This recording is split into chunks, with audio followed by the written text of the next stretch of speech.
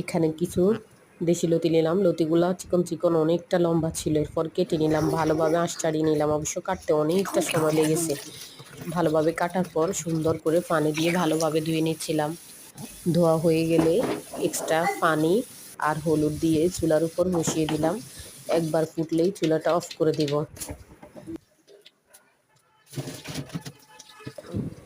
এরপর ফুটে উঠলে নামিয়ে ছেঁকে নিলাম, ছেঁকে ঠান্ডা করে নেব। এরপর রসুন, পেঁয়াজ, কাঁচামরিচ তেলের মধ্যে তেলটা গরম করে দিয়ে ভালোভাবে কষিয়ে নিলাম। কষানো হয়ে গেলে ছোটো ছোটো কুচানো চিংড়ি মাছগুলো দিয়ে দিলাম। লতিতে অবশ্য কুচানো চিংড়ি মাছই ভীষণ ভালো লাগে।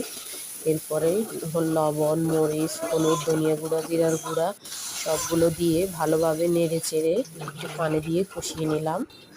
কষানো হয়ে গেলে টমেটো আর শুটকি মাছটা অ্যাড করে দিই। এরপর সেটাও ভালোভাবে কষিয়ে নেব। কষানো হয়ে গেলে ঝোলটা থেকে তেলটা ছেড়ে দিলে সিদ্ধ করে রাখা লতিগুলো দিয়ে দিলাম। লতিগুলো দিয়ে ভালোভাবে মিশিয়ে নিলাম। টমেটোটা আগে দিলাম যাতে গলে যায়। নেড়ে চেড়ে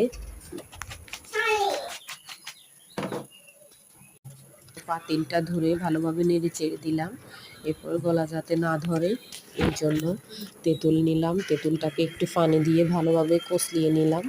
এরপরে কাঠটা বের করার জন্য একটা ছাঁকনিতে ঢেলে ভালোভাবে সেঁকে দিলাম যাতে কোনো ময়লা না আসে। এরপর কাঠটা দিয়ে আবারও খুন্তি দিয়ে সুন্দর করে ভালোভাবে নেড়ে দিলাম। এরপর খুন্তি দিয়ে মিশিয়ে আরও কিছুক্ষণ ফুটিয়ে নিয়ে পাতিলটাও পরিষ্কার করে নিলাম। ভালোভাবে দেখতে ভালো লাগে না এই জন্য। এরপর ভালোভাবে ঢাকনা দিয়ে দিলাম যাতে ভালোভাবে সবগুলো মশলা মিশে।